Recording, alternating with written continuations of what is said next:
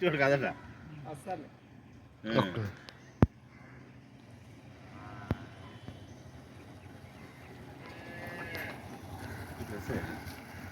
ఒక మనకి ఇప్పుడు తమిళనాడులో చూస్తే ఊటీ, కొడైకెనాల్ అట్లా ఒక చిన్న మున్సిపాలిటీగా మనం ఏర్పాటు చేసి వాళ్ళకు కూడా మామూలు సదుపాయాలన్నీ ఇచ్చేస్తే అప్పుడు అధికారులందరూ ఖచ్చితంగా వస్తారు.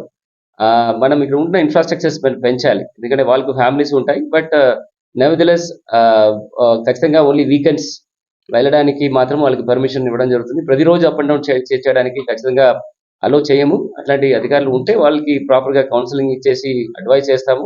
మళ్ళీ కూడా వినకపోతే వాళ్ళ మీద యాక్షన్ ఇనిషియేట్ చేయడం జరుగుతుంది. ఓకే. రాష్ట్ర వ్యాప్తంగా ఉంది. ఎస్పెషల్లీ కేజీబీవీలు కానీ ఆర్ వెల్ఫేర్ ఇన్స్టిట్యూషన్స్ అన్ని చోట్ల ఈ సమస్యలు ఉన్నాయి.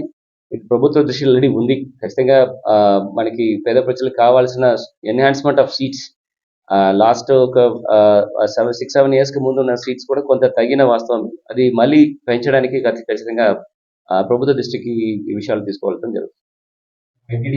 ఐటీడీఏ ఆఫీసెస్లో అండ్ సబ్ కలెక్టర్ ఆఫీసెస్లో ఈ మీకోసే కార్యక్రమం ఎవ్రీ ఫ్రైడే ఇప్పటి నుంచి స్టార్ట్ చేయడం జరుగుతుంది. ఓకే.